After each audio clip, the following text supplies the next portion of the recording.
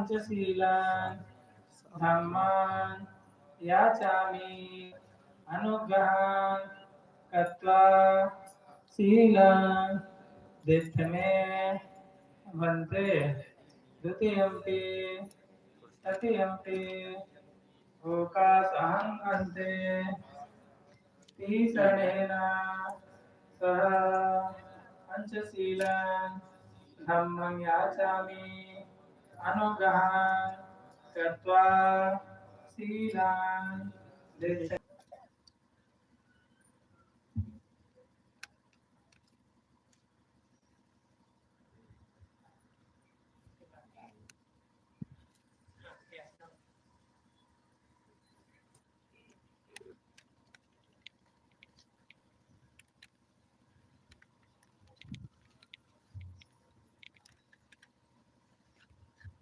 यार क्लीन क्यों नहीं आ रहा?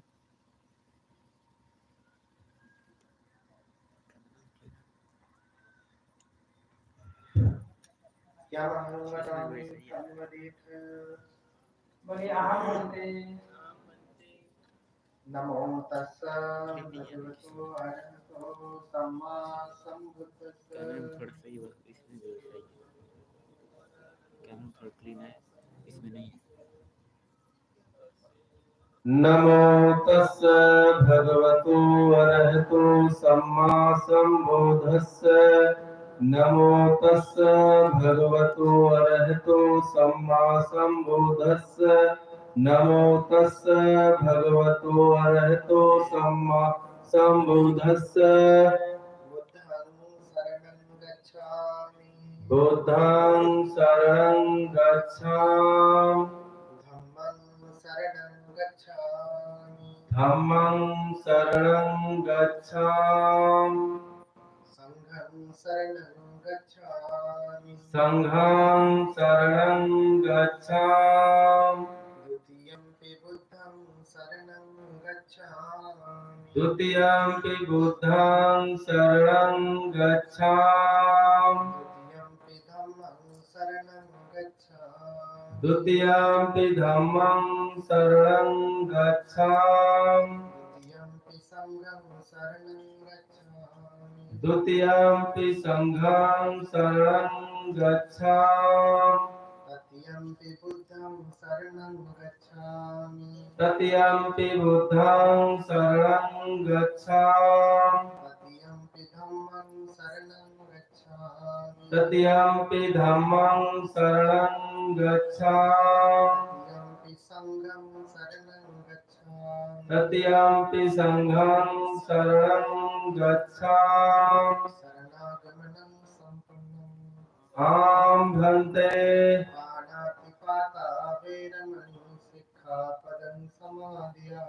पाणातिपाता वीरमणि सिक्खापदं समादियामि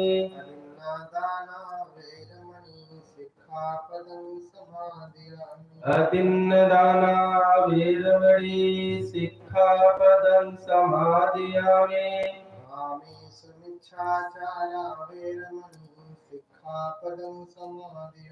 कामेषु मिथ्याचारा वीरमणि सिक्खापदं समादियामि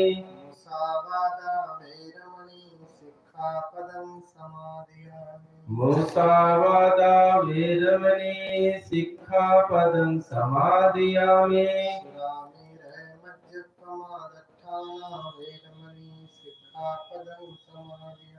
सुरामेरय मच्चपमादठाना वीरमणि सिक्खापदं समादियामि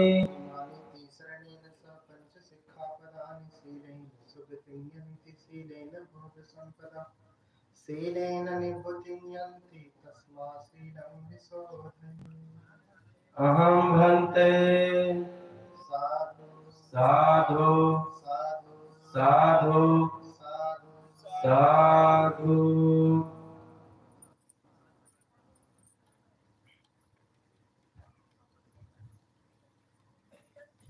अभी सभी लोग रिलैक्स हाथ जोड़ के बैठ जाए। अभी हम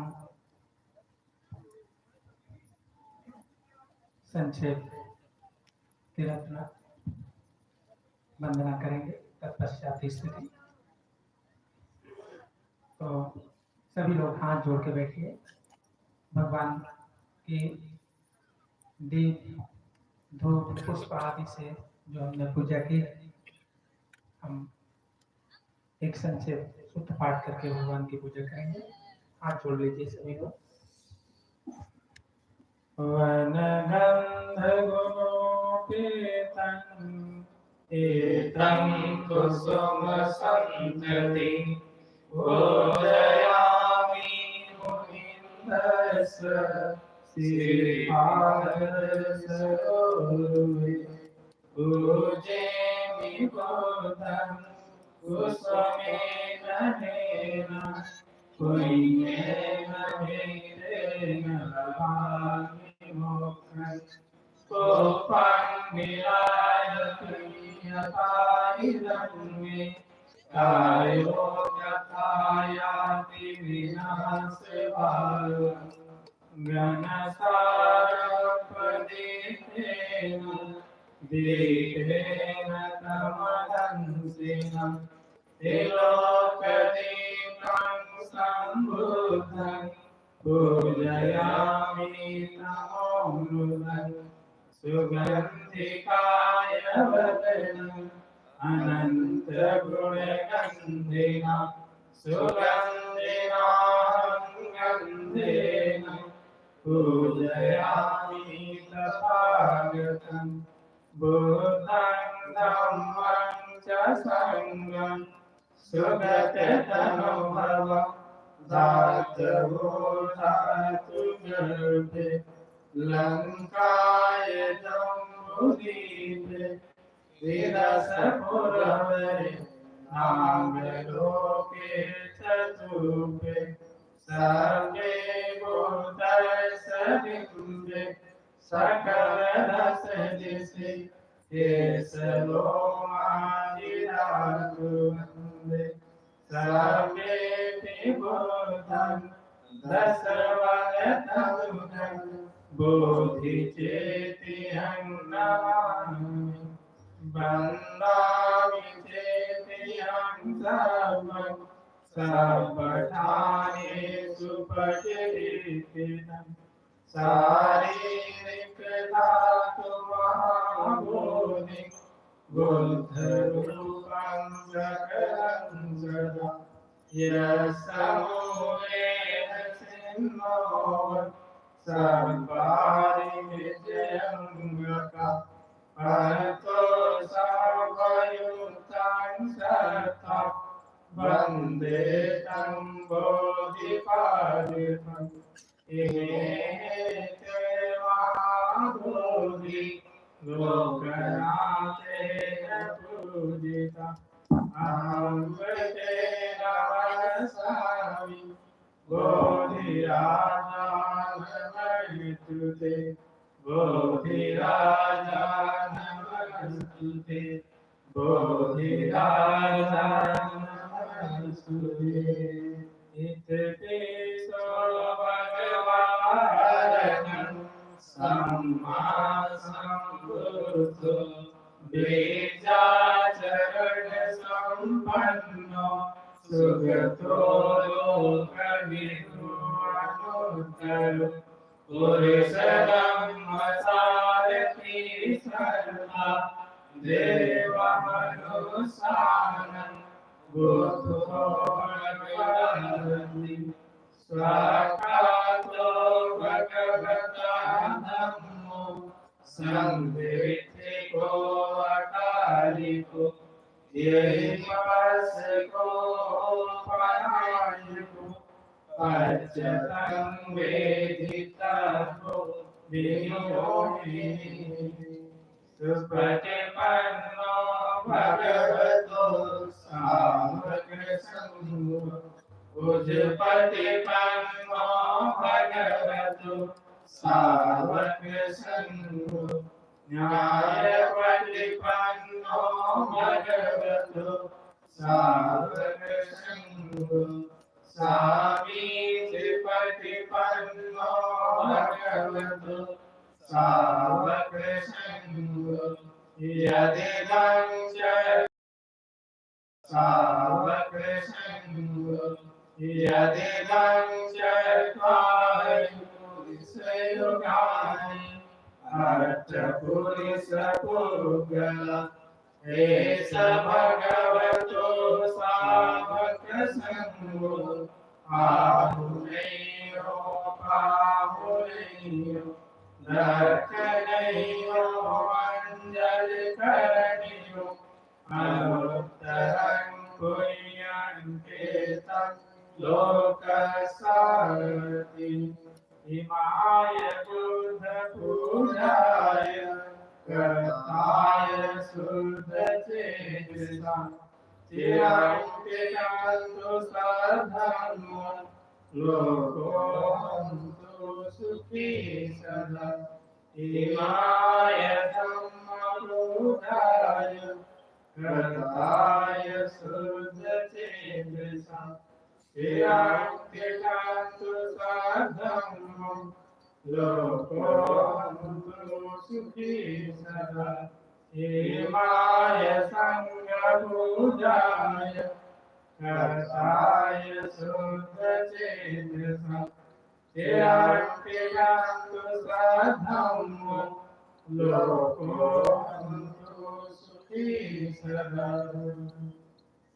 साधु साधु साधु बुद्धं नमामि धम्मं नमामि संघं नमामि पाणिं वन्दामि सुब्बदम्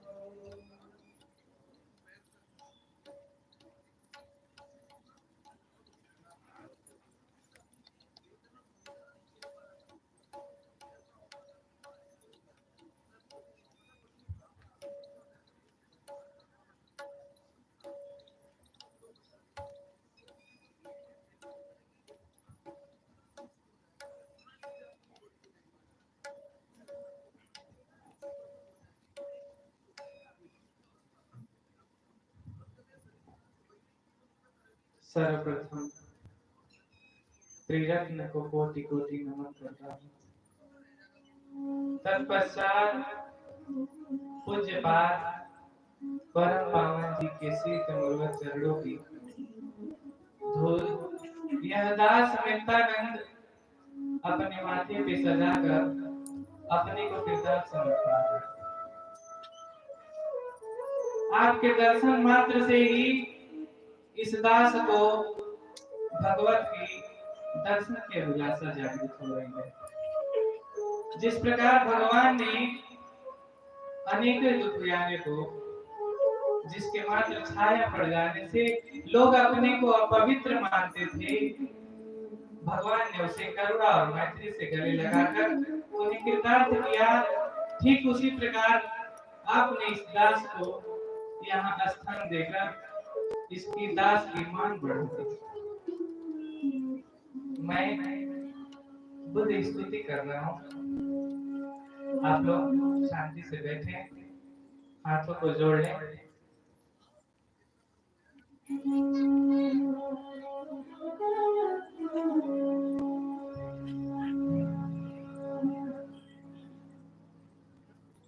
संबुद्धं पुण्डरीकाक्षं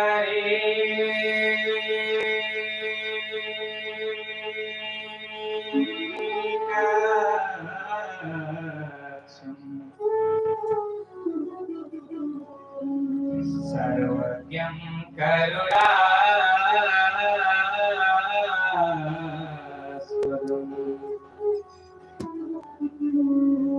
समन्तभद्रं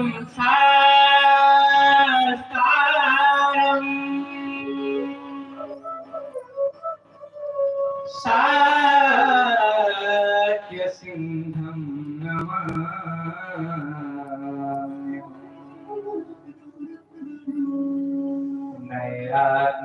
नैरात्मवादीनं सिद्धं निर्वजं निराश्रवं नित्यं निर्मलत्मानं निष्कलङ्कं नमाम्यहम्।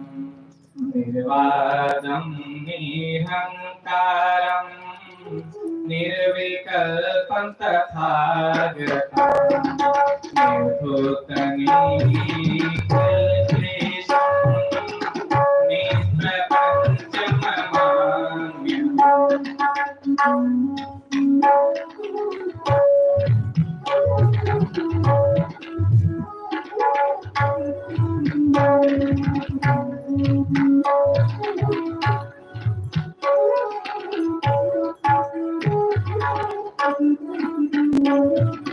विश्वेश्वरं विमोक्तेजं विश्वेश्वरं विमोक्तिकं विश्वरूपं विनायकं विश्वलक्षणसम्पूर्णं वीतरागं नमाम्यहम्। विद्याचरणसम्पन्नं विश्वेश्वरं परब्रह्मं विनीतवेषं विपुलं नमाम्यहम्।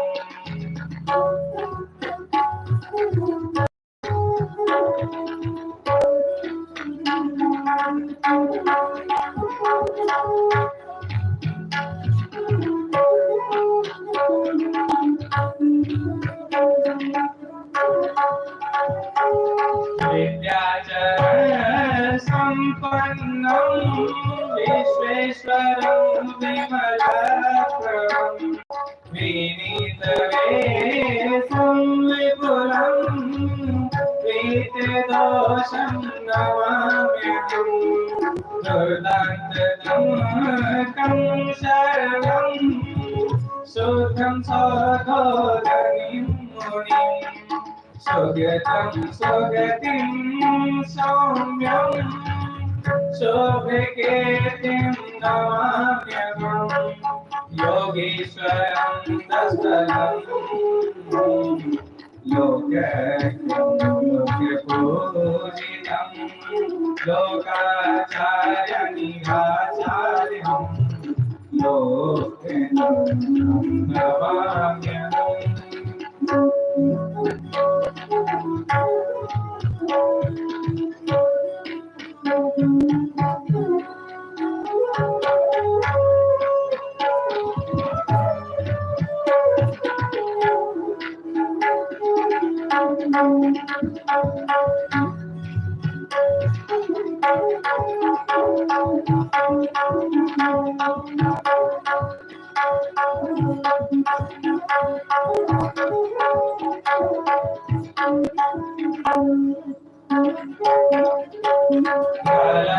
कलङ्कमुक्तिं कामारिं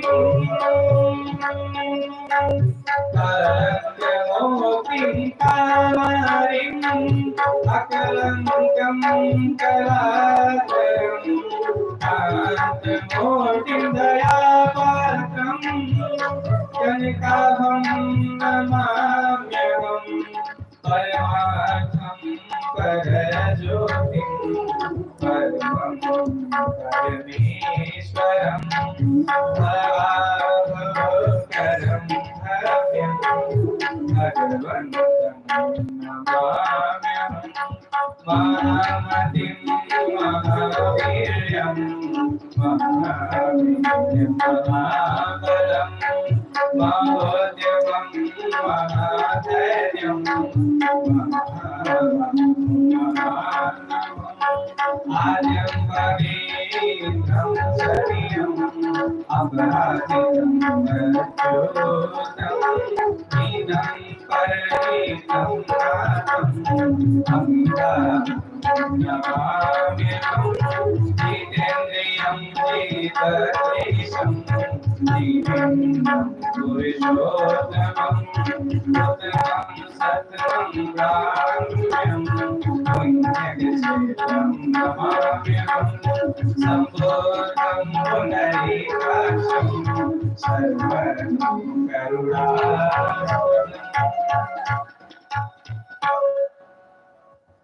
बोलिए साधु साधु साधु।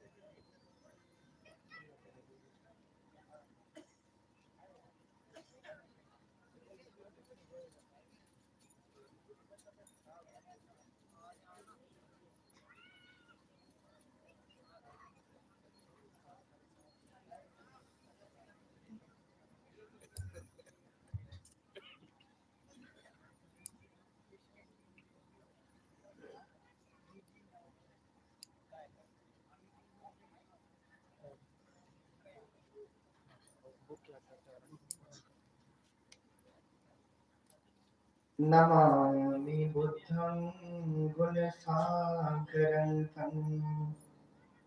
सत्ता सदा हन्तु सुखी अवेराम कायो जिगुच्छो सकलो दुबन्धु गच्छन्ति सब्बे मरणं नमामि धम्मं मुनिराजदेशितं सत्ता सदा हन्तु सुखी अवेरा कायो जिगुच्छो सकलो दुबन्धो गच्छन्ति सब्बे मरणं नमामि संघं मुनिराज सावकं सत्ता सदा हन्तु सुखी अवेरा कायो जिगुच्छो सकलो दुबन्धो गच्छन्ति सब्बे मरणं नमामि पच्चेक बुद्ध विशुद्धं सत्ता सदा हन्तु सुखी अवेरा कायो जिगुच्छो सकलो दुबन्धो गच्छन्ति सब्बे मरणं साधु साधु साधु।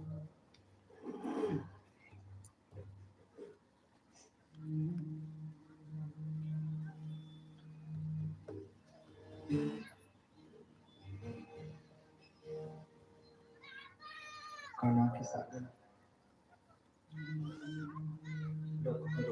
भगवान अरहत सन्नत संबुद्ध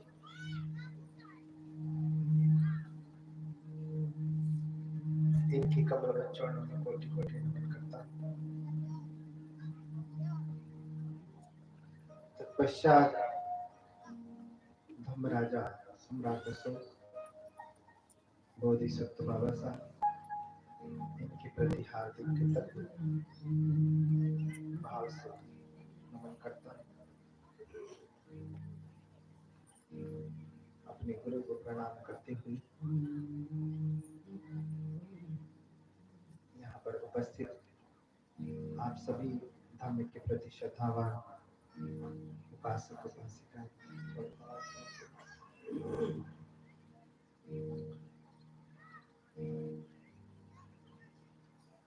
आज कथा का चौथा दिन है।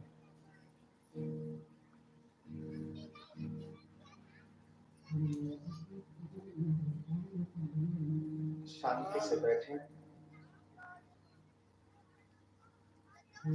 पैरों में तकलीफ तो नहीं हो गई? हो रही है? हाथ उठाएं। किसको किसको हो रही है? ओ माता जी को हो रही है। अब इस उम्र में तो तकलीफ होना ही है। एक बार खड़ा हो जाए सब लोग। लंबे समय तक के लिए बैठना है, 1-2 घंटे बैठना है। थोड़ा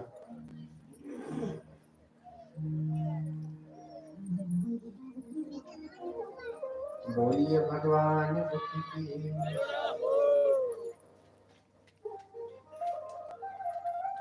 भगवान बुद्ध की। थोड़ा और जगह ले लीजिए पीछे, बहुत जगह, थोड़ा दूरी में बैठिए, धक्का मुक्की करते हुए न बैठिए, बहुत जगह है।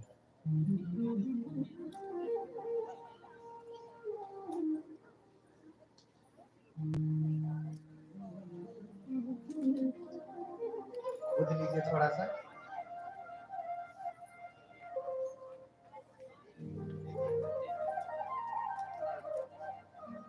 बैठ जाइए।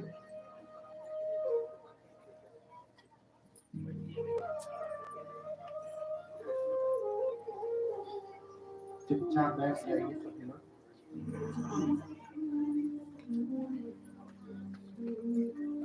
बोलिए भगवान बुद्ध की।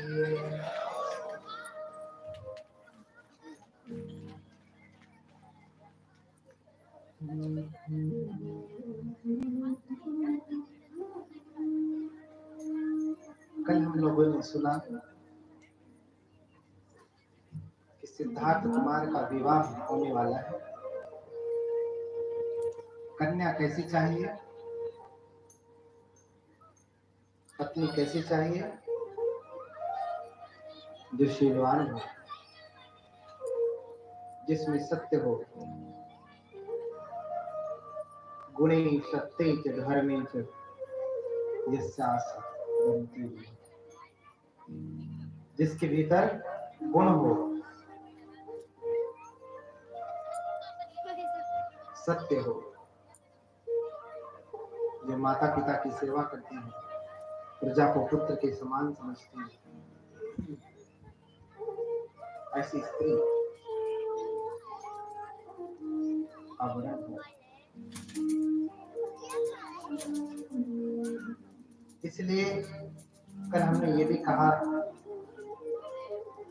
कि पहले स्वयंवर होता है, स्त्री पुरुष को भी अपने वर को चुनने का अधिकार दिया जाता है। आज भी संविधान में है, लेकिन घरों घरों में नहीं है। अगर आप स्वयं वर चुन करके लाएंगे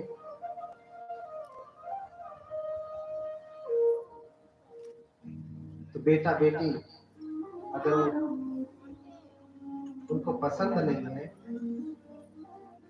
तो जीवन भर गाली देंगे, एक दूसरे को भी गाली देंगे और फिर आपको भी गाली देंगे, कहीं किसके खूंटे बांध दिया।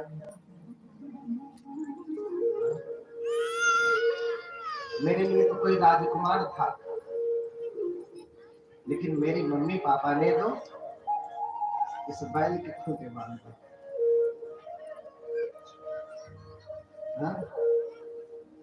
इधर ये कहेंगे कि मेरे लिए तो कोई राजकुमारी थी, कोई विश्व सुंदरी, लेकिन मेरे माता पिता ने तो इसको बांध दिया। इसलिए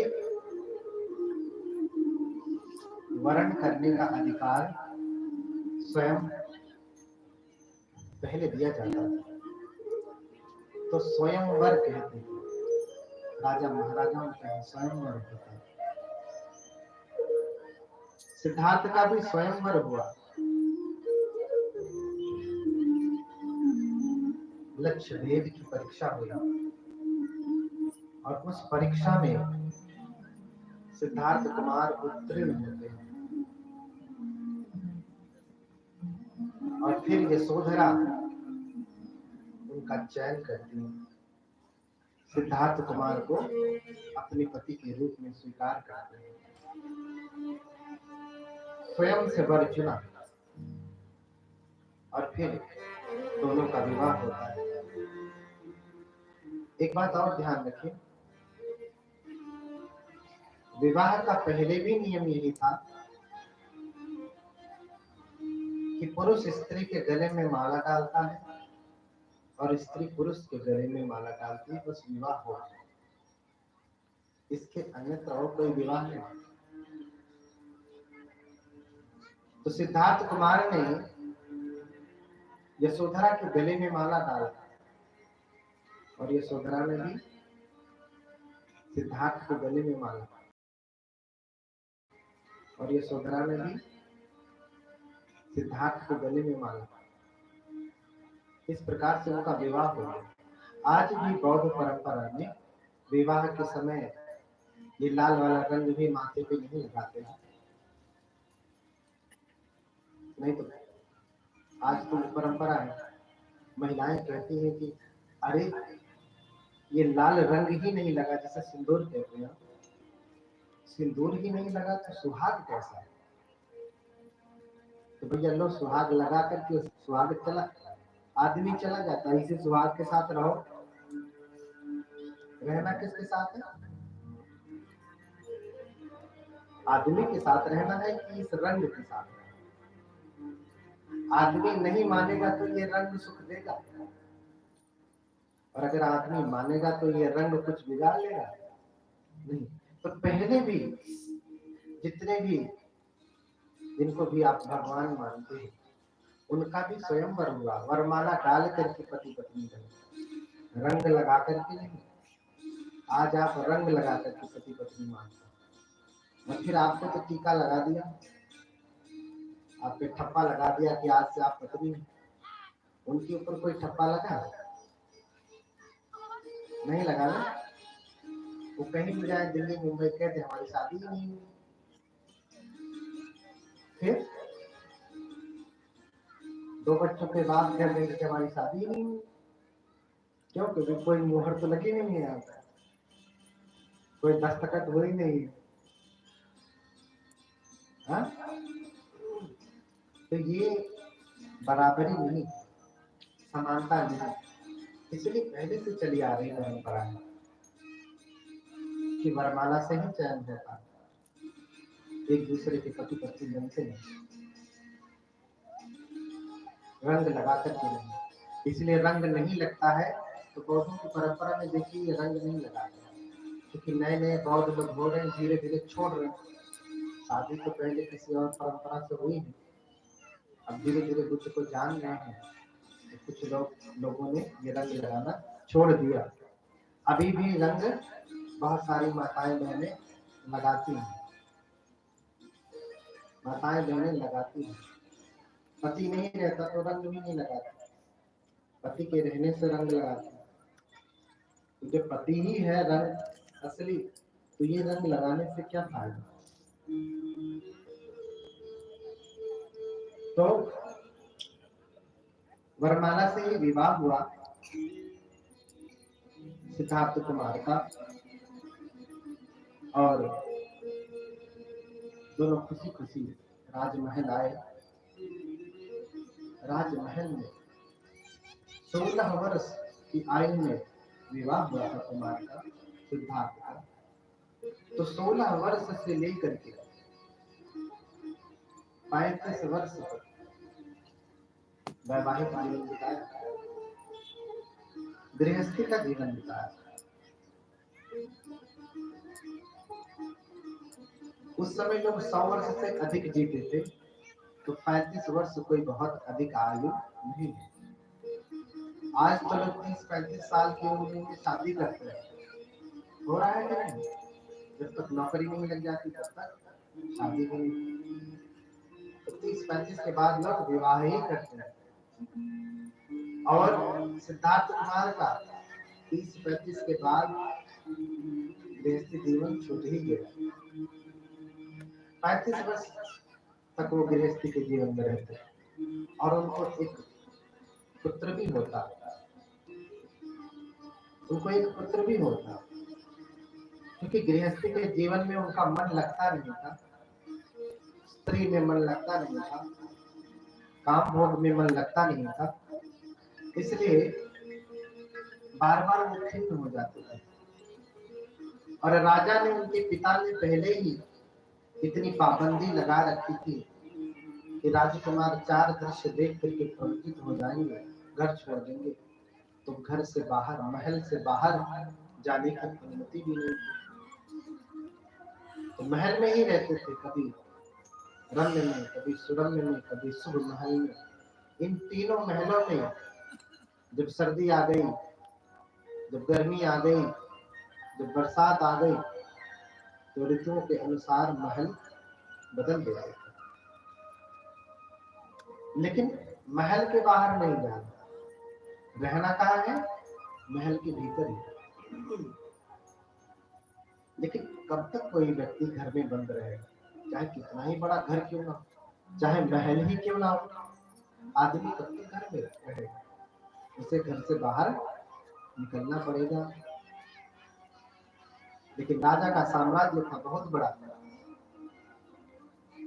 इसलिए सारा जंगल, सारा उपवन, सारा आखेट, सारी सुविधाएं महल के अंदर ही थी। बाहर जाने की आवश्यकता ही नहीं पड़ती थी, इसलिए बाहर जाते नहीं।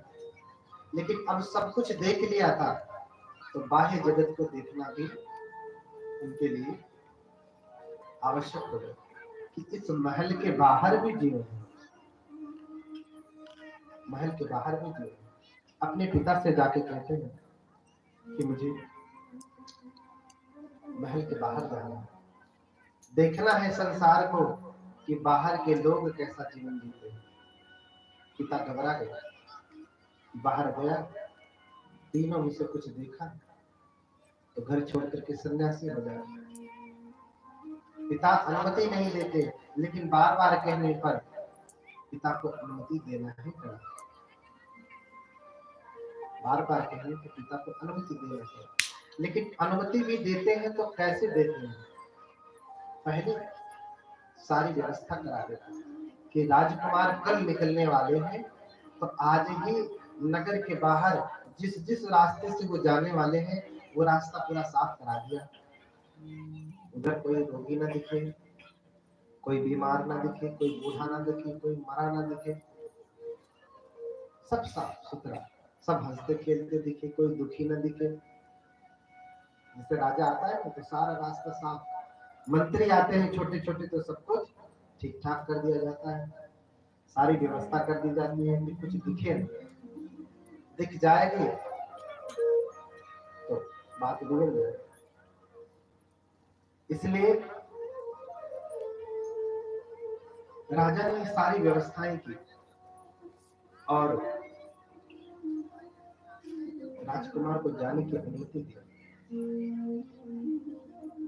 राजकुमार पहले ही दिन जब बाहर निकलते हैं, उनका जो सेवक है, उनका जो सारथी है, जो उनके रथ को चलाता है, उसका नाम है छंद। क्या नाम है? छंद।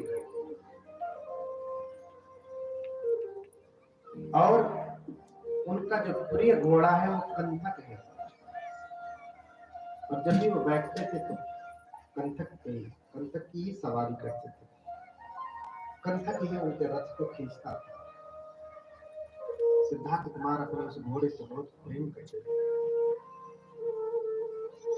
लेकिन बाहर जब निकलते हैं छन्न के साथ साथ रथ पे बैठ बैठे, सारी सुविधा की गई है, सारी व्यवस्था की गई है, सब साफ सुथरा है कि कोई रोगी ना दिखे, कोई बीमार ना दिखे, कोई मरा ना दिखे। लेकिन इतना प्रबंध करने के बाद भी कुछ हो ही जाता है। आप कभी भी कितनी भी व्यवस्था करें, उस व्यवस्था में कमी रह ही जाती है, ये स्वाभाविक है। कितना भी धनाढ्य व्यक्ति होगा, धनवान होगा, बड़ी से बड़ी व्यवस्था करे, लेकिन कमी रह ही जाती है, चूक हो ही जाती है, कभी भी पूर्णता को प्राप्त नहीं हो सकती। राजा ने भी पूरी व्यवस्था की, लेकिन कमी रह गई। क्या कमी रह गई? छन्न के साथ राजकुमार बैठ करके यात्रा पे जाते हैं। सुंदर सुंदर फूल, सुंदर सुंदर वन, सुंदर सुंदर वृक्ष लगे हुए हैं, लोग हंस रहे हैं, मुस्कुरा रहे हैं, राजकुमार का स्वागत कर रहे हैं, प्रणाम कर रहे हैं। कोई बूढ़ा नहीं दिखा, कोई बीमार नहीं दिखा, कोई मृत नहीं दिखा, सब कुछ ठीक चल रहा है। लेकिन जैसे ही कुछ दूर पहुंचते हैं 4 GB और 3 GB का रह गया। तो क्या देखते हैं, ऐसा वर्णन मिलता है ग्रंथ में, त्रिपिटक में, कि स्वयं देव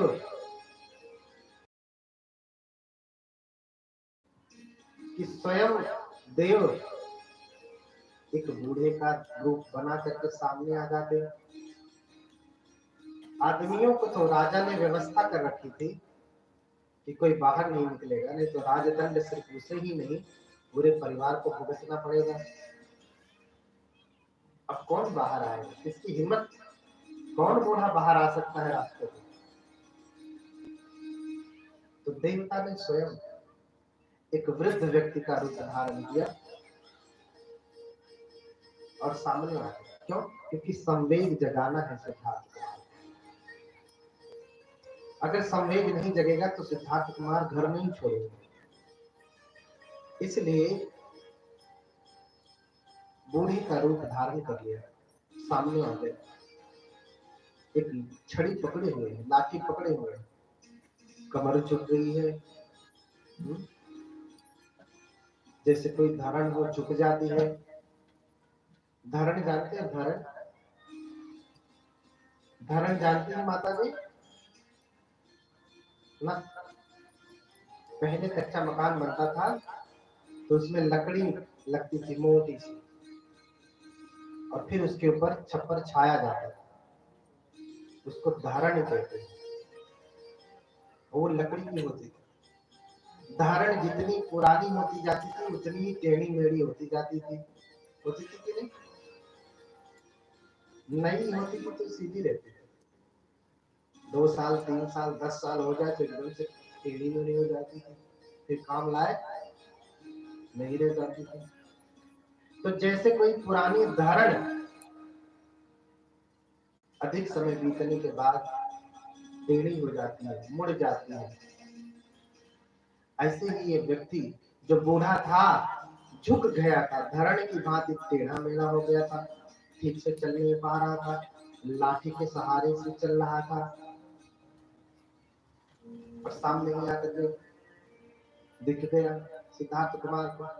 सिद्धार्थ कुमार रथ में बैठे हैं, दूर से ही देखते हैं कि वृद्ध व्यक्ति जिसकी कमर झुक गई है लाठी पकड़ करके चल रहा है। ये कौन व्यक्ति है? तुरंत ही छन्न को कहा, छन्न रथ रोको। छन्न ने रथ रोका और फिर छन्न से पूछा ये कौन है? कौन है जो झुक चुका है, जिसकी कमर टेढ़ी हो चुकी है, जो छड़ी लेकर के चल रहा है, लाठी लेकर के चल रहा है, चलने में असमर्थ है?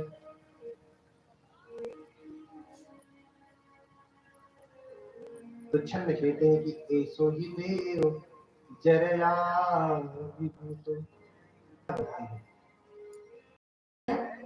बूढ़ा है, वृद्ध है, ऐसो ही देव जरया विभूतो दुर्बल इंद्रिय, दुर्बल हो चुका है, इसकी इंद्रियां विकल हो गई है, किसी काम की नहीं है।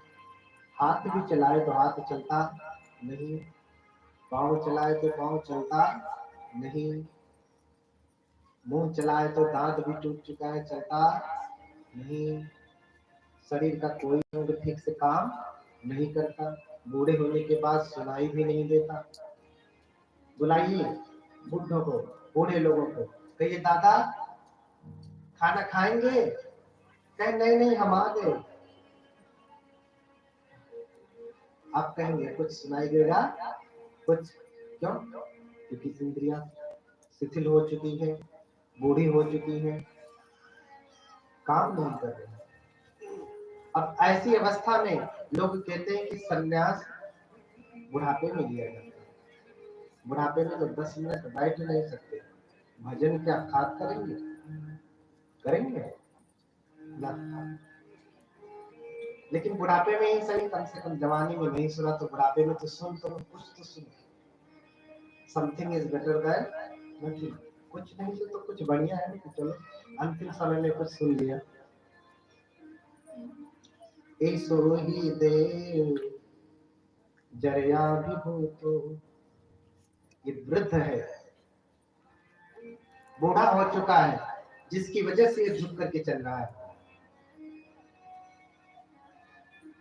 किम एष छन्न राजधर्म वा कुल धर्म। हे छन्न, क्या इसका ये राजधर्म है या कुल धर्म है? ये वृद्ध है, ये बूढ़ा है, क्या इसके कुल की परंपरा है क्या कि लोग ऐसे हो जाते हैं? इसके गोत्र में, कुल में ऐसे ही लोग होते हैं क्या? या ये राजधर्म है जो ऐसा हो रहा है?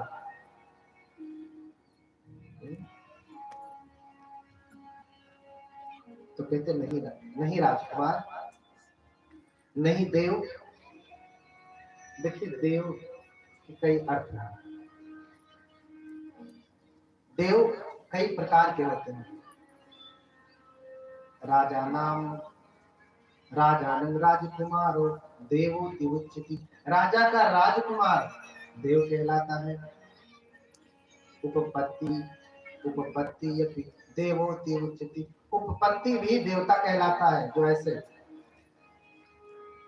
यूं कहा प्रकट हो गया। विशुद्धोति अरहंतो देवो उच्यति। और अरहत को भी देव कहा जाता है।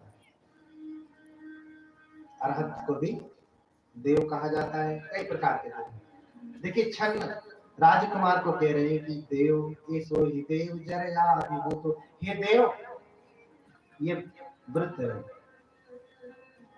तो देव पूछ रहे हैं कि क्या इसका राजधर्म, कुल धर्म, इसके परिवार में लोग ऐसे ही होते हैं क्या? हाँ?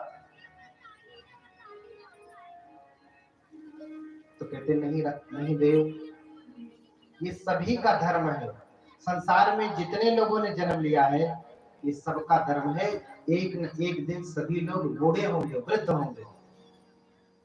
तो कहते हैं किम एष छन्नमं देव धर्म। ये छन्न, क्या ये मेरा भी धर्म है? अर्थात मैं भी ऐसा होऊंगा, मैं भी बूढ़ा हो जाऊंगा।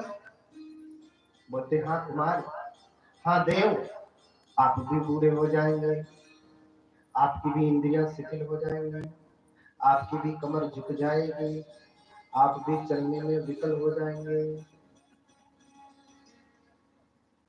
और जब इतना सुनते हैं राजकुमार तो घबरा जाते हैं कि अभी तो मैं चल रहा हूँ, मेरी सारी इंद्रियां काम कर रही हैं, मैं परम सामर्थ्यवान हूँ। जिस दिन मैं वृद्ध हुआ तो मैं तो ऐसा हो जाऊंगा। तो मैं क्या करूं कि बूढ़ा ना हो?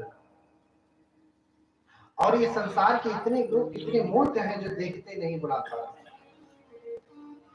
छन्न से कहते छन्न, मुझे अब आगे नहीं जाता, अब वापस चलो। उनका मन वहीं पे खिन्न हो गया। नहीं कहते मूड खराब है, वहीं देखते मन खिन्न हो गया।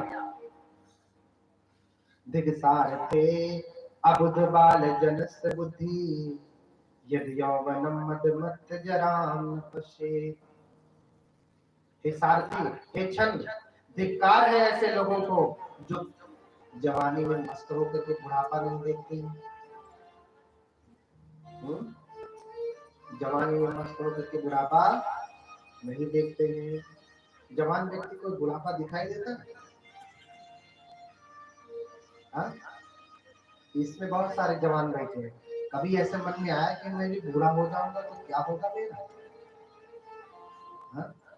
आज जो गाल चमक रहा है, सब हमारे दादाजी जैसे ऐसे मोटी मोटी झाड़ियां जो पड़ेगी तो कैसा लगेगा? आज जो बालों में कंघी फिर रही है, कल जब झड़ जाएंगे या सफेद हो जाएंगे तो कैसा लगेगा? कभी मन में आता है? यही तो अज्ञानता है। धिगसार थे अबुध बाल जनस बुद्धि, यदि यौवनम मद मत जराम पशे। ऐसे अज्ञानी लोगों को धिक्कार है जो जवानी की मस्ती में बुढ़ापे को नहीं देखते। कि एक दिन मैं भी बूढ़ा हो जाऊंगा। अरे जवान को तो छोड़िए, बूढ़ा भी नहीं देखता है। बाल सफेद हो गए तो गोदरेज की काली मेहंदी लगा लिया और मेहंदी लगा के घूमता है, अभी तो मैं जवान हूँ, अभी तो मैं जवान हूँ। हाँ, तो क्या मुझसे लड़ेगा, अभी तो बलवान हूँ। फिर तो क्या मुझसे लड़ेगा, अभी तो बलवान हूँ। फिर अभी तो मैं जवान हूँ। तो जवान तो छोड़ दीजिए, जो बूढ़े हो रहे हैं उनको भी होश नहीं है। डाई लगा कर घूमते, भैया किसको दिखाना है ये डाई, अब किसको दिखाना है? अब क्या देखना बाकी रह गया? कौन सी गली जाना बाकी रह गया? कुछ बचा है? हा? कुछ बचा है? नहीं। जो जो करना था सो कर लिया इतनी उम्र में, अब क्या करना बाकी है? लेकिन कामनाएं कभी भी तृप्त नहीं होती, यही तो अज्ञानता है। थोड़ा और पालूंगा, उम्र घटती जा रही है लेकिन तृष्णा जवान हो रही है। शरीर ढल रहा है, तृष्णा जवान हो रही है, कामना जवान हो रही है। व्यक्ति बूढ़ा हो रहा है लेकिन कामनाएं जवान हो रही है, इसलिए तृप्ति कभी नहीं मिलती। सोने चांदी हीरे जवाहरात सुंदर सुंदर स्त्रियां भी आ जाए तो भी तृप्ति नहीं होती। इसलिए बुद्ध कहते हैं, न कन्हापन वसे न तृप्ति कामे सुविद्यति। अगर सोने चांदी हीरे जवाहरात अन्य चीजों की भी वर्षा होने लगे तो भी तृप्ति नहीं मिलती। न वृत्तेन तर्पणीयो मनुष्य, धन से भी मनुष्य तृप्त नहीं होता। होता है? धन मिलने के बाद भी व्यक्ति तृप्त होता है? इस देश का सबसे धनाढ्य व्यक्ति, उससे जाके कहो कि बस तृप्त हो गए, या भी और चाहिए, तो क्या कहेगा? अच्छा, कितना धन आपको मिल जाए, कितना मिल जाए जिसके मिलने पे आपके भीतर ये कहने की क्षमता हो जाए बस अब और नहीं चाहिए। ऐसी स्थिति कब आएगी? कभी आएगी? कभी नहीं आएगी। जिनके पास 10 रुपए है वो 100 रुपए के लिए अतृप्त है, जिनके पास 100 रुपए है वो 1000 रुपए के लिए अतृप्त है, जिनके पास 1000 है वो 10,000 के लिए अतृप्त है, जिनके पास 10,000 है लाख रुपए के लिए अतृप्त है। न वृत्तेन तर्पणीयो मनुष्य, धन से कभी भी तृप्ति नहीं मिलती, भोग से कभी भी तृप्ति नहीं मिलती। विवाह हुए कितने वर्ष हो गए, तृप्ति मिली? कितना रति प्रसन्न किया, तृप्ति मिली? नहीं। दिन और रात पत्नी के साथ रहता है पुरुष, स्त्री रहती है पति के साथ, कभी तृप्ति हुई? नहीं। तो न वृत्तेन तर्पणीयो मनुष्य, न कन्हापन वसेन तृप्ति कामेषु विद्यति। अपसादा दुखा कामा इति विज्ञाय पंडितो। ये जितने भी है ये सब अल्प स्वाद वाले हैं, इसलिए जवानी की मस्ती में इसके पीछे न भागे। सिद्धार्थ यही कह रहे थे कि विसारथे अबुध बाल जन से बुद्धि यद यौवनम मदमत्त जराम न पसे। धिक्कार है ऐसे लोगों को जो यौवन में जवानी में मस्त होकर के बुढ़ापा नहीं देखते, डाई लगा करके घूमते हैं। जो डाई लगाता है सीधे सीधे समझो कि अभी वो कुछ समझ रहा है, अभी भी उसके भीतर कुछ बचा है, बुरा नहीं लगेगा। नहीं तो क्या सोच करके आपने डाई लगाया, क्या सोच करके डाई लगाया? हम लोगों के भी तो बाल पक रहे हैं, दाढ़ी तक पक गई, ध्यान से देखेंगे तो दिखाई देगा। क्या सोच करके डाई लगाया? मैं थोड़ा सा जवान दिखूं, यही ना? अरे इस पके हुए बालों को देख करके आपको होश आना चाहिए, आपको होश में आना चाहिए कि मेरे पास ज्यादा समय बचा नहीं है, अब मैं क्या करूं, आगे की मेरी क्या तैयारी है, अब मैं क्या साथ लेकर के जाऊंगा। लेकिन तैयारी वारी छोड़िए, दाई लगा करके अपने आप को बेवकूफ बनाते हैं, दूसरों को भी बनाते हैं। अभी तो मैं जवान हूँ, फिर मृत्यु आ जाती है, फिर मृत्यु आ जाती है, फिर वो ये नहीं देखती कि अरे इसने तो अभी डाई लगाया, बाल काले, इसको नहीं उठाना।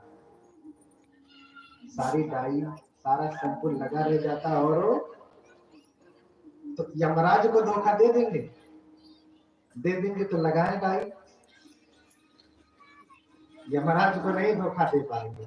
किसको धोखा देंगे? अपने को।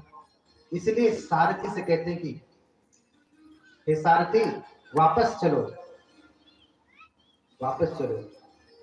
धिक्कार है ऐसे लोगों को जो हर दिन वृद्ध को देखते हैं लेकिन फिर भी उनके मन में कभी भी विचार नहीं आता कि मैं भी बूढ़ा हो जाऊंगा, फिर मेरी क्या दशा होगी, ऐसा कभी नहीं सोचते। सिद्धार्थ वापस चले जाते हैं। वृद्ध व्यक्ति देखा अभी बहुत व्याकुल है कि मैं भी बूढ़ा हो जाऊंगा, मैं भी बूढ़ा हो जाऊंगा, क्योंकि ये मेरा भी धर्म है। ये पहली बार देखा। ऐसे करके फिर दूसरी बार जब बाहर निकलते तो फिर बीमार व्यक्ति को देखते। बीमार व्यक्ति को देखा तो फिर सारथी से पूछा कि हे सारथी, ये कौन है जो इतना तड़प रहा है, चिल्ला रहा है, कराह रहा है, इतनी पीड़ा में है? तो छन्न ने कहा ये बीमार व्यक्ति है, इसे भयंकर रोग है और ये वर्षों से इस रोग से तड़प रहा है, छटपटा रहा है। बड़े बड़े वैद्य इसका उपचार करके भी इसे ठीक नहीं कर पाए और ऐसे ही तड़पते तड़पते इसकी मृत्यु हो जाएगा। फिर सिद्धार्थ को और बड़ा झटका लगा कि अगर मुझे भी रोग हो गया तो मैं क्या करूंगा। रोग ऐसा है जिसे संसार के लोग ठीक नहीं कर पाएंगे, बड़े से बड़ा डॉक्टर भी ठीक नहीं कर पाएगा। सामान्य रोग तो ठीक हो जाता है, बड़ा भयंकर रोग बहुतों को मार ही डालता है। बहुत सारे गांव में ऐसे होंगे जो बीमारी से मर गए होंगे, जिनका इलाज नहीं हो पाया होगा, चाहे डॉक्टर न कर पाया हो, चाहे आप करवा न पाए, सामर्थ्य न रहा, कोई तो कारण ना होगा, लेकिन हेतु बना आपका रोग, फिर चले आ गया। फिर तीसरी बार निकलते हैं तो मरे हुए व्यक्ति को देखते हैं।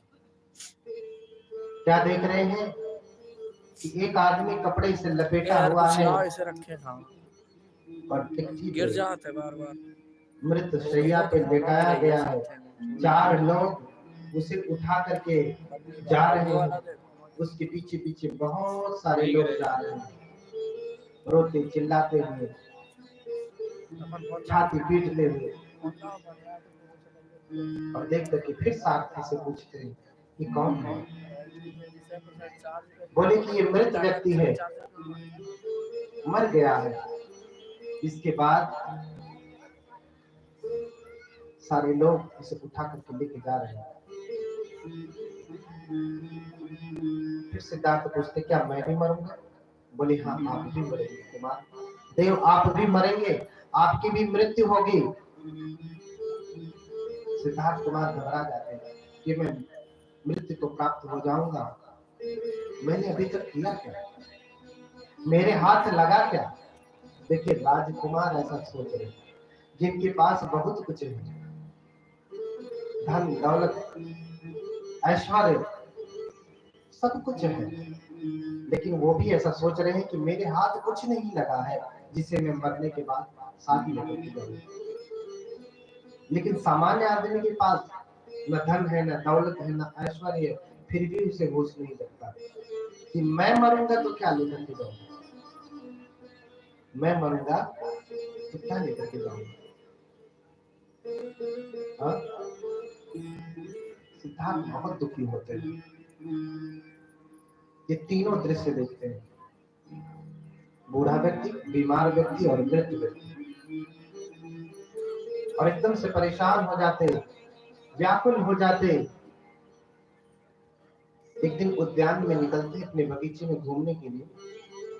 उसी समय उनको संदेश आता, शुभ संदेश आता, अच्छा संदेश आता है। क्या संदेश आता? कि हे देव, आप, क्या संदेश आता? कि हे देव, आपको पुत्र रत्न की प्राप्ति हुई, आपको बेटा हुआ है।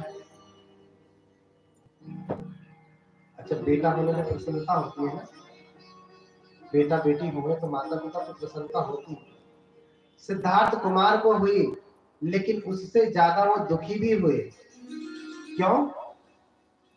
क्योंकि मम जंग बंधन जातम तिवत्तान कामदि। ये मेरा पुत्र नहीं हुआ है, बंधन हुआ है, बाधा है, संकट है। अच्छा, जब तक बच्चा नहीं होता माता पिता कहीं भी चले जाते हैं। बेटा बेटी हो गए तब एक काम बढ़ गया ना। अब 12 घंटे में से 6 घंटा किसके लिए है? बच्चे के लिए। 6 घंटे में अपने लिए, नहाना धोना, काम करना, खाना बनाना, अन्य चीजें अपने लिए। आदमी बंधन में आ गया, फंस गया। तो सिद्धार्थ कुमार ने कहा कि मम जन बंधन जातंति वत्वान कादे निसज्ज सब कामे ही आगमा सुंदरन पुरन। कहते कि पुत्र नहीं हुआ है, राहु हुआ है। राहु, राहु यानी बंधन। ये मेरे यहाँ राहु हुआ है, इसीलिए अपने पुत्र का नाम, उन्होंने कहा कि राहु हुआ है तो पुत्र का नाम भी क्या हो गया?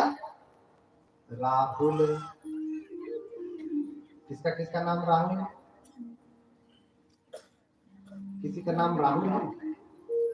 राहुल का अर्थ होता है बंधन, बाधा। उन्होंने बाधा कहा, राहु कहा, इसीलिए पुत्र का नाम राहुल ही हो गया। राहुल यानी बाधा। और सच में ये बाधाओं को 7 साल तक बांध करके रखे, 7 वर्ष तक। कहीं कहीं वर्णन मिलता कि वो छोटे से थे तभी चले गए।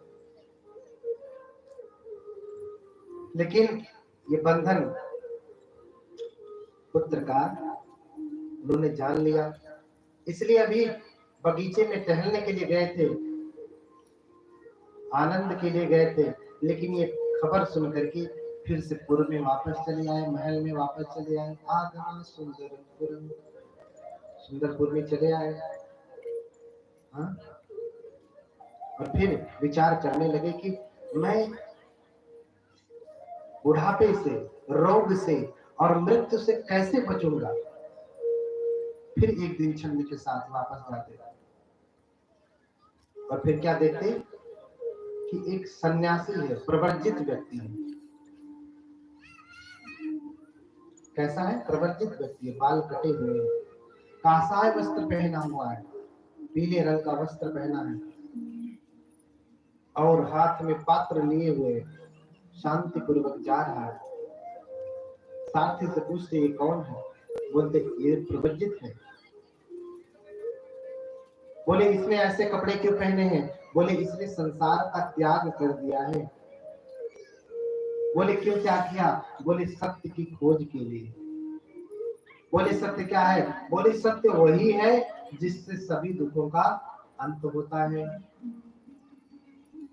बोले मुझे भी सत्य की खोज करनी है, मुझे भी उस सत्य ज्ञान को जानना है जिससे दुखों का अंत होता है। तो कामीन जिल्लं व्यथितं वचंच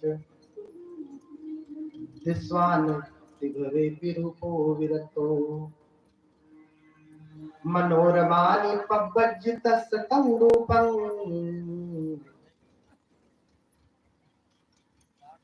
जो राजकुमार हैं, उन्होंने बूढ़ा देखा, बीमार देखा, मृत देखा, उनको देख करके विरक्ति पैदा हो गई। लेकिन जब सन्यासी को देखा तो उनके भीतर आशा जगी कि मैं इस दुख से निकल भी सकता हूं। जैसे घर में अंदर जाने का रास्ता होता है तो बाहर आने का भी रास्ता होता है, जैसे अंधेरा होता है तो प्रकाश भी होता है, जैसे झूठ होता है तो सत्य भी होता है, ऐसे ही दुख है तो दुख का निदान भी है, कष्ट है तो कष्ट का उपाय भी है, क्योंकि बिना कुछ के कुछ नहीं होता। ये ऐसा क्यों सोच रहे हैं? क्योंकि ये क्रिया प्रतिक्रिया का नियम, ये कार्य कारण का नियम उन्होंने अपने आचार्यों से पढ़ा था। सांख्य दर्शन, उनके जो गुरु थे अलार कलाम राम पुत्र, ये सांख्याचार्य थे सभी। और सांख्य दर्शन में ये सारी चीजें होती हैं, कार्य कारण का नियम, कुछ है तो कुछ होता है। लेकिन उसके विस्तृत रूप को बुद्ध ने ही व्याख्या की। और फिर घर में जाते अपनी पत्नी से, अपने पिता से सबसे निवेदन करते कि मैं घर छोड़ करके जाना चाहता हूँ, मैं गृह त्याग करना चाहता हूँ।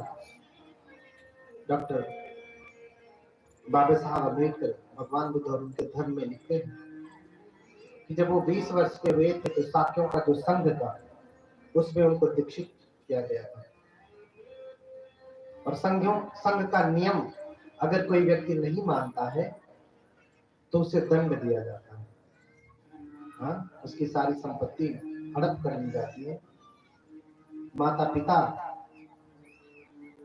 की सारी संपत्ति हड़प कर ली जाती है, या देश निकाला कर दिया जाता है, या मृत्यु दंड दिया जाता है। तो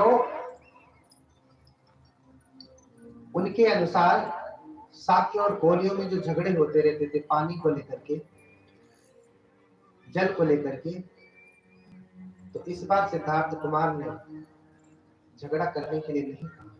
बोला झगड़ा किसी भी समस्या का समाधान नहीं, प्रेम से ही समाधान निकाला जा सकता है। संघ ने कहा नहीं, हम लोग लड़ाई लड़ेंगे। साक्यों ने कहा हम कोलियों से लड़ाई करेंगे। साक्य संघ ने कहा, और सिद्धार्थ कुमार उसी संघ में है, लेकिन संघ को समर्थन नहीं दिया, बोले मैं नहीं लड़ूंगा। तो बोले नहीं लड़ेंगे तो आपकी और माता पिता की सारी संपत्ति जब्त कर ली जाएगी, या फिर देश निकाला कर दिया जाए।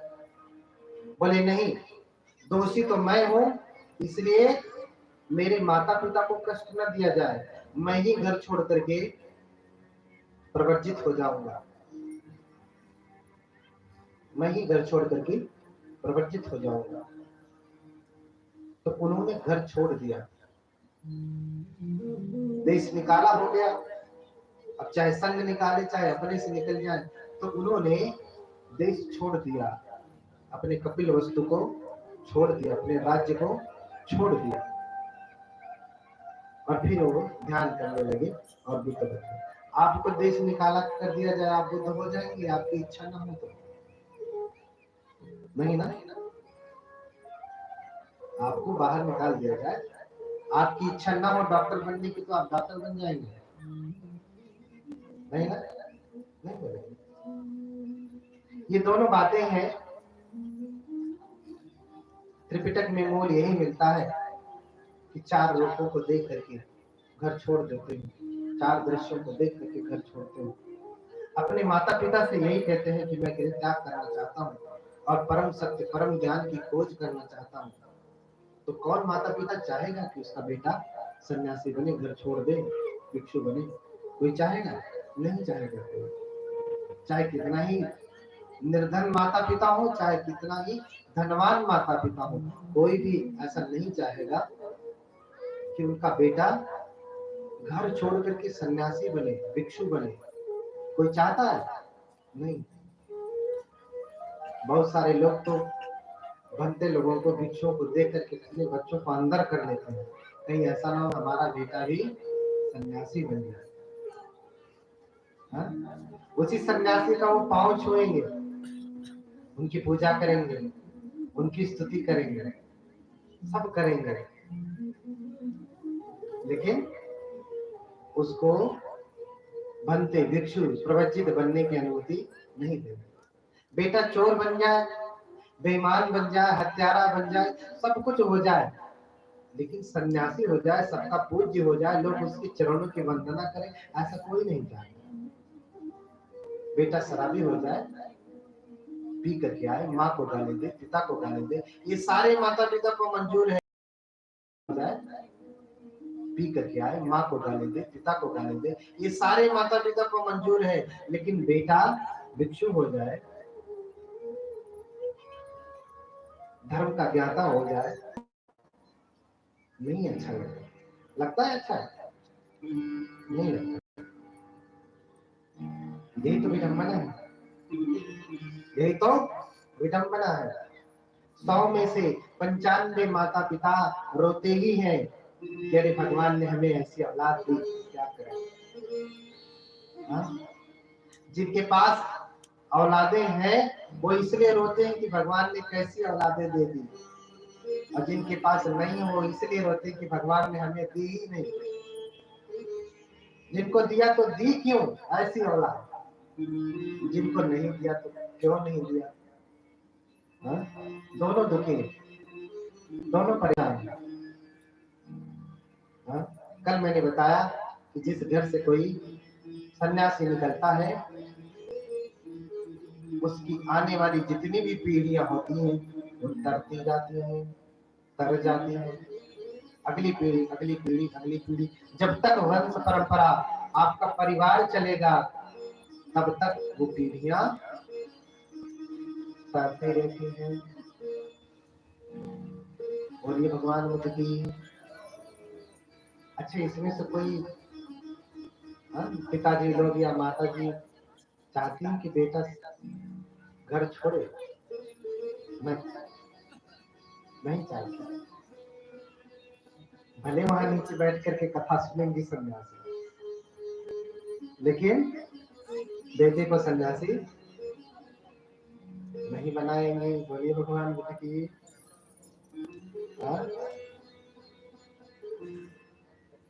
दिस्वान रूपेति भवे विरक्तो हो। तीनों रूपों को देख करके विरक्त हो गए, संसार के प्रति वैराग्य जग गया। माता पिता नहीं चाह रहे घर छोड़े, पत्नी नहीं चाह रही घर छोड़े, यशोधरा नहीं चाह रही, लेकिन बहुत समझाने के बाद यशोधरा, उनकी पत्नी बहुत समझदार है, समझ गई।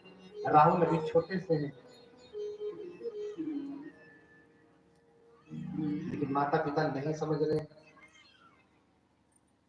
माता पिता नहीं समझ रहे। अंततः जब बच्चे जिद कर ही लेते हैं तो माता पिता को उनके आगे झुकना ही पड़ता है। उनके आगे झुकना पड़ता है। अंत में माता पिता को झुकना ही पड़ा बच्चे की जिद के आगे, पुत्र की जिद के आगे। उन्होंने घर छोड़ दिया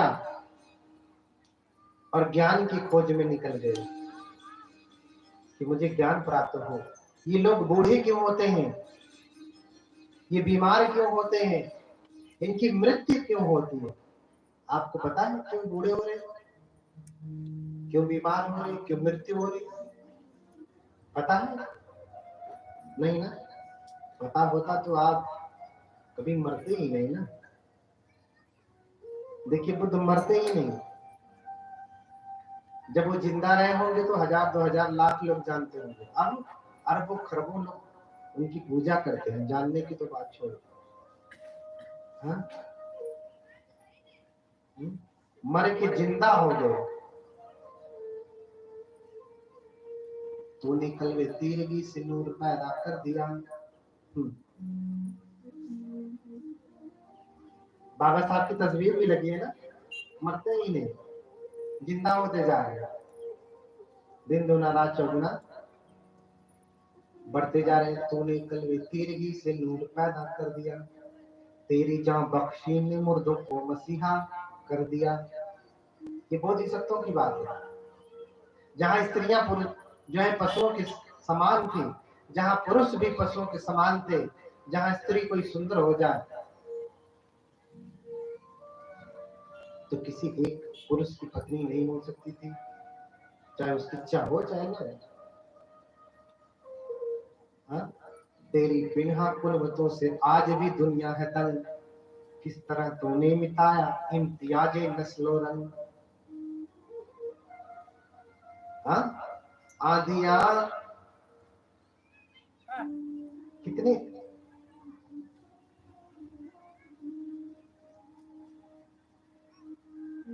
कितने दुख की बात है कि जो महापुरुष जो भी भगवान हमको मुक्ति दिलाते हैं, हम उन्हीं को भूल जाते हैं, उन्हीं को याद नहीं करते। वो हम तो मरते हैं, हमें कोई याद नहीं करता, वो मरते ही तो वो जिंदा होने लगते हैं। हाँ? आपके परदादा का नाम पता है? पता है? बताइए, माता जी इधर बैठी है, परदादा का नाम बताइए। नहीं बताया? दादा का भी शायद नहीं पता होगा। परदादा, फिर उनके पापा, उनके दादा, 7 पीढ़ियों पहले कौन थे पता है? लेकिन बुद्ध तो कितने ही पीढ़ियों पहले हुए हैं, बहुत पीढ़ियों पहले हुए हैं, लेकिन जैसे पहले थे वैसे अभी भी। हाँ? अभी भी वैसे ताजी ताजी घटना ही है पूरी, कोई भूला नहीं है उनको। हर दिन लोग उनको याद करते हैं, उनको स्मरण करते हैं।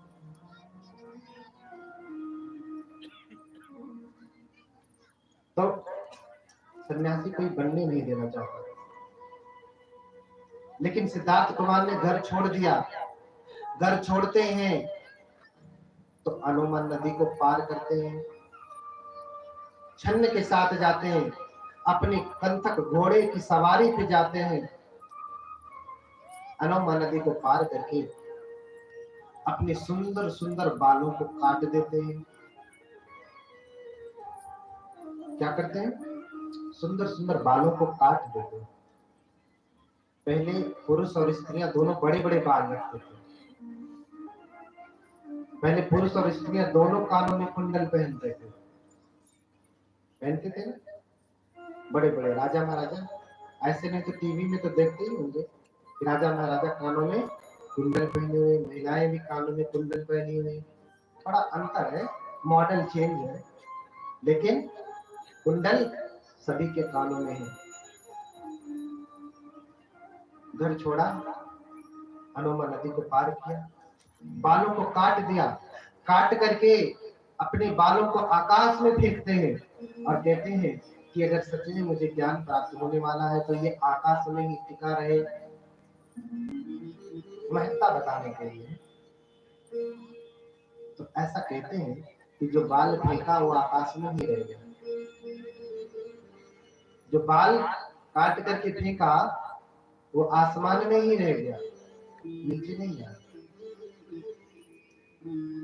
ये सिर्फ उनकी महत्ता बताने के लिए, उनकी महिमा बताने के लिए कि बाल फेंका तो ऊपर ही रह गया।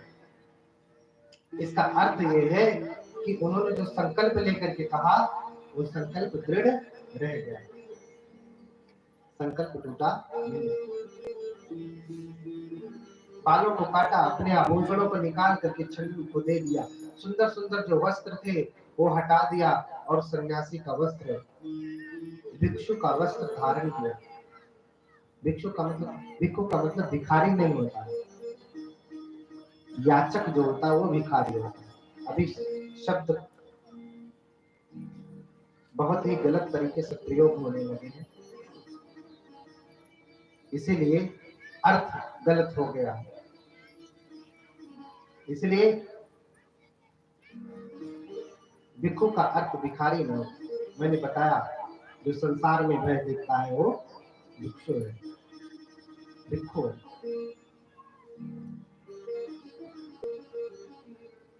सुंदर वस्त्रों को हटा करके कासाय वस्त्र धारण किया, सन्यासी का वस्त्र धारण किया, बालों को काटा, सारे आभूषण सब कुछ हटा दिया।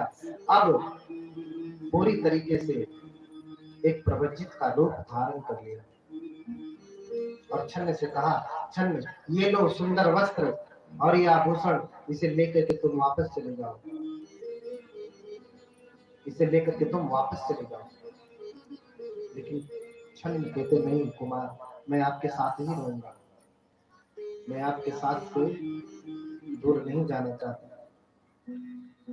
लेकिन कुमार समझाते कि मेरा मार्ग बड़ा कठिन है, तुम मेरे साथ टिक नहीं पाओगे, इसलिए तुम ये आभूषण वस्त्र लो, वापस चले जाओ।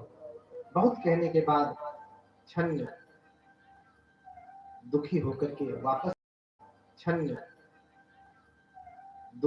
के वापस आता है। कंथक जो उनका प्रिय घोड़ा था वो भी आप वापस नहीं आना चाहता, हिनहिनाता है, बोलने के लिए जबान नहीं है, बोलने वाली जबान नहीं है, लेकिन वो वापस नहीं आता।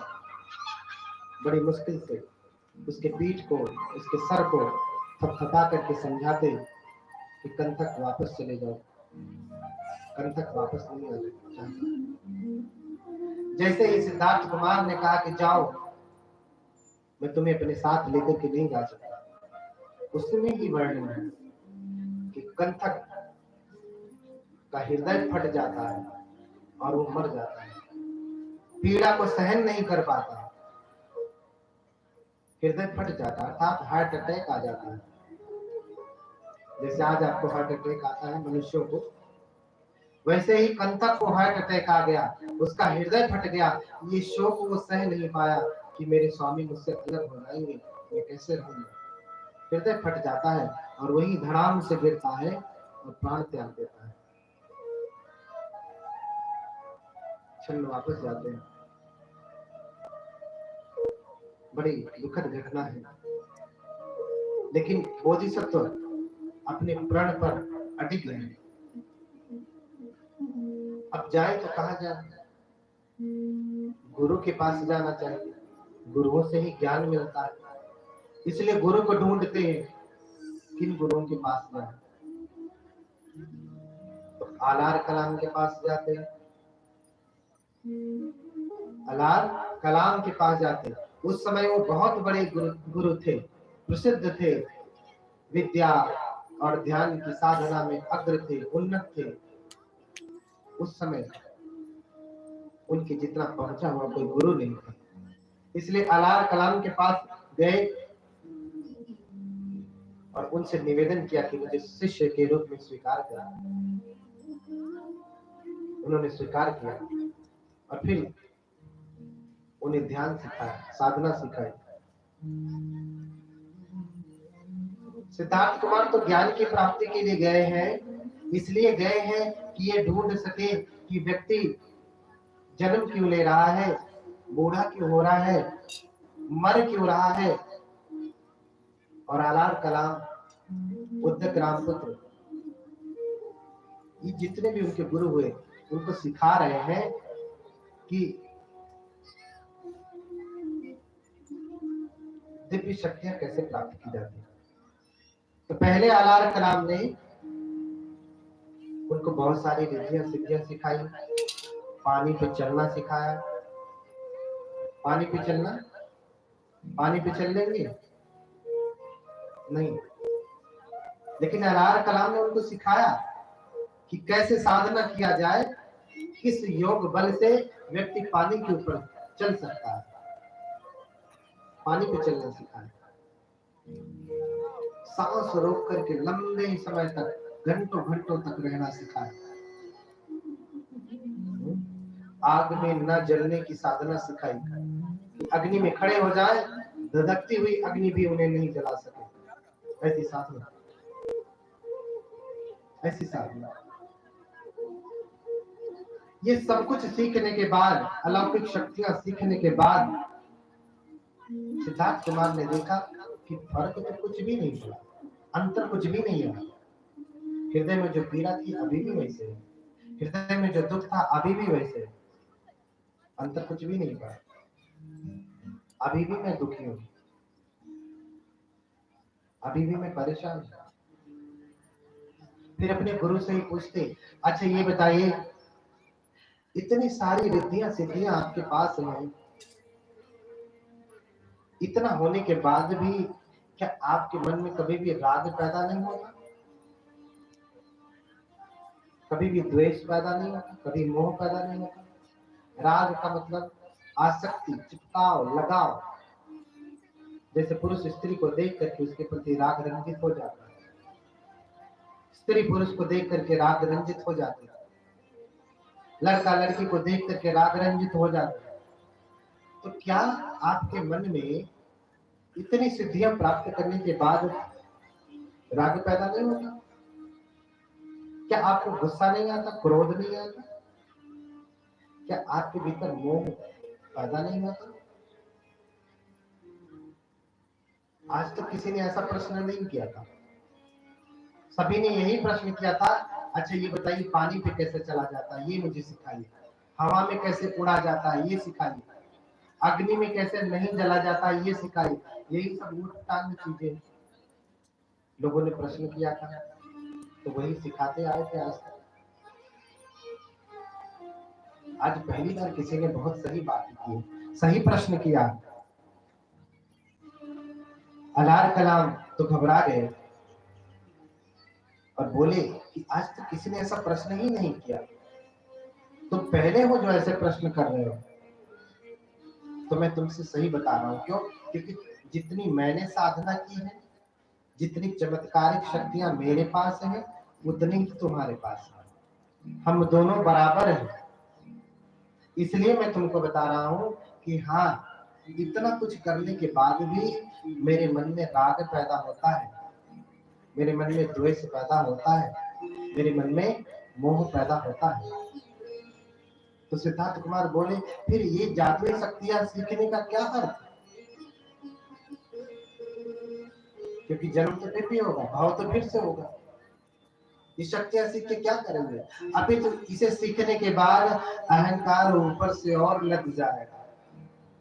कैसे लगेगा? जब हमारे पास शक्तियां होंगी तो कोई कुछ बोलेगा तो ना, अच्छा मुझसे बात करता है, देख तुझे श्राप देता हूँ, भस्म हो जा। हो गया ना अहंकार, कर दिया बड़ा अकुशल कर।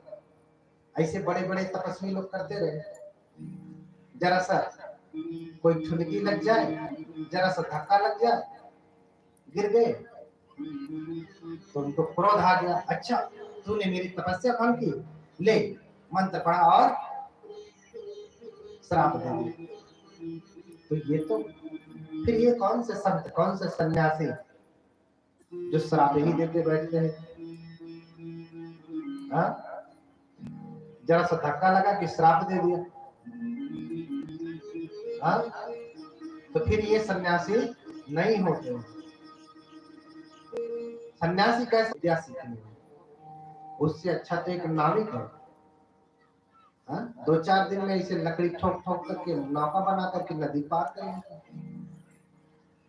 हाँ, उससे तो कहीं अच्छा नाविक है, ऐसे लकड़ी ठोका, नौका बनाया और नदी पार कर लिया। पानी पे चलने की विद्या सीखने में 50 साल लगा है, क्या लाभ? हवा में चलने की विद्या सीखा, इससे अच्छा हवाई जहाज भैया 1000-5000 का टिकट बनवाया, चले गए दिल्ली फटाक से, मुंबई चले गए। देखो श्रीलंका से आए हैं, उड़ करके ही आए, बिना पंख होते हुए उड़ करके आए। कोई लाभ है इसका? कोई लाभ नहीं। लेकिन अभी यही कोई उड़ने लगे, अरे ये तो ऋषि है, उड़ रहे हैं। अरे नहीं, कोई उड़ रहा है इसलिए पूज्य नहीं है। कुछ ऋषि सदाचार है, तपस्वी है सच में, तब वो पूज्य है। लोगों का कल्याण सिद्ध करता है, तब वो पूज्य है। ये बुद्ध बैठे हैं ना, कभी किसी को श्राप नहीं दिया, कभी एक छोटी सी चींटी को भी नहीं मारा। संत कबीर का नाम सुना, रैदास का नाम सुना, इतने बड़े संत हैं। हाँ, किसी को श्राप नहीं दिया। किसी को श्राप नहीं दिया, किसी को मारा नहीं, किसी की चोट नहीं बजाया, संत है ना इसीलिए। तो अलार कलाम के पास उन्होंने सीख लिया, आपको सीखने को बचाने, उनको भी छोड़ देते, फिर उद्धक रामपुत्र के पास जाते, उनसे भी बहुत कुछ सीखा, लेकिन वो भी यही ऊट पटांग विद्याएं सिखाते। तो तृप्ति कहीं पे भी नहीं हुई सिद्धार्थ कुमार को। क्यों? क्योंकि प्रश्नों का उत्तर नहीं मिल रहा था, कहीं उत्तर नहीं मिला तो कहीं रुके नहीं। अंततः पंचवर्गीय भिक्षुओं के साथ जाकर के तपस्या करते। भर्ती असजी कौंडिन्य महानाम वक्र, ये पहले उनके गुरु कहलाए, क्योंकि वो मित्र की भांति रहते हुए गुरु की भांति उनको शिक्षा देने लगे कि कोई अदृश्य सत्ता है जिसको तुम प्रसन्न कर लो तो सारे दुखों का अंत हो जाएगा। कोई अदृश्य सत्ता है जिसको तुम प्रसन्न कर लो तो सारे दुखों का अंत हो जाएगा। तो कैसे उसको प्रसन्न किया जाए? उस अदृश्य सत्ता को कैसे प्रसन्न किया जाए? उन्होंने यही सिखाया। बोले कि इतना कठोर तप करो कि वो प्रसन्न हो जाए। तो कठोर तप क्या है? खाना कम कर दो, व्रत रखो। आज तपस्या क्या है? 24 घंटा अगर कोई निराजल रहते हुए व्रत रखता है, रखती है, तो वो समझते हैं कि बहुत बड़ा तप कर रहे हैं। अमेरिका में तो कोई नहीं रखता ऐसा 24 घंटे वाला व्रत बिना खा करके, ऐसा अमेरिका में तो कोई नहीं रखता। वहां सब धनवान है, सब धनवान है, सब बलवान है, सब सामर्थ्यवान है। यूरोप में कोई नहीं रखता है, लेकिन सब धनवान है, सब बलवान है। क्यों? क्योंकि ये तप नहीं है, ये ताप है। ताप, शरीर को कष्ट देना। तप और ताप में अंतर है। कष्ट देना ताप है, जलाना ताप है, और बनाना तप है। तो इससे कुछ बन नहीं रहा, बिगड़ रहा है। पंचवर्गीयों ने कहा कि तपस्या करें। तपस्या कैसे करें?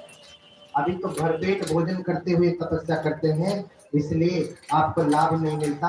अब खाली पेट रह करके तपस्या करें तो आपको लाभ मिलेगा। करना गोरी भगवान बुद्ध की। देखिए तपस्या कैसे कर रहे हैं। आप भी वैसे तपस्या करके देखिए, ज्ञान प्राप्त होता है कि नहीं। पंचवर्गीय भिक्षु कौन है? भर्ती असजी कौंडिन्य महानाम वक्र। और ये पंचवर्गीय है कौन? कौन है? जो 108 ब्राह्मण आए हुए थे भविष्यवाणी करने के लिए, स्वप्न की व्याख्या करने के लिए, उनमें से जो 8 ब्राह्मण थे, रामो धजो लखनो चापिमंती कौंडन्यो भोजो सुयामो सुदत्तो, ये जो 8 ब्राह्मण थे उनमें एक कौन थे? कौंडिन्य। बाकी सभी 80 वर्ष से अधिक थे, इसलिए उनकी मृत्यु जल्दी हो गई। सिद्धार्थ कुमार ने 35 वर्ष की अवस्था में गृह त्याग किया, अब तपस्या करने के लिए आए। अब तक ये सभी 8 ब्राह्मणों में से 7 मर चुके हैं, लेकिन उनके पुत्र अभी हैं। कौंडिन्य उम्र में छोटे थे, जिन्होंने कहा था ये तो बुद्ध ही बनेंगे, वो अभी जीवित हैं। तो इन पंचवर्गीयों में से एक कौंडिन्य वही है। कौंडिन्य ने जब जाना कि सिद्धार्थ कुमार ने घर छोड़ दिया है, तो भविष्यवाणी तो उन्होंने की ही थी कि ये चक्रवर्ती राजा नहीं बनेंगे, बुद्ध बनेंगे। जब जाना कि इन्होंने घर छोड़ दिया है, तो उन 7 ब्राह्मणों के घर पे जाते, उनके पुत्रों से मिलते, कहते सुनो, अगर तुम लोगों के पिता होते ना, तो आज वो तुरंत घर छोड़ देते, घर छोड़ करके भिक्षु बन जाते, भंते बन जाते, और उनके पीछे पीछे तपस्या में लग जाते, क्योंकि यही बुद्ध होने वाले हैं। इसलिए तुम लोग भी चलो, घर छोड़ दो, तप में लग जाओ। लेकिन उनमें से सभी नहीं सुने। सातों ब्राह्मणों के लड़के नहीं सुने, सिर्फ 4, 7 में से 4 के लड़के घर छोड़ करके प्रवज्जित होते हैं। भद्दी, औसजित, महाना, वप, जिसे वप कहते हैं, ये 4 लोग कौंडिन्य के साथ आए। कौंडिन्य को लेकर के कितने हो गए? 5 हो गए।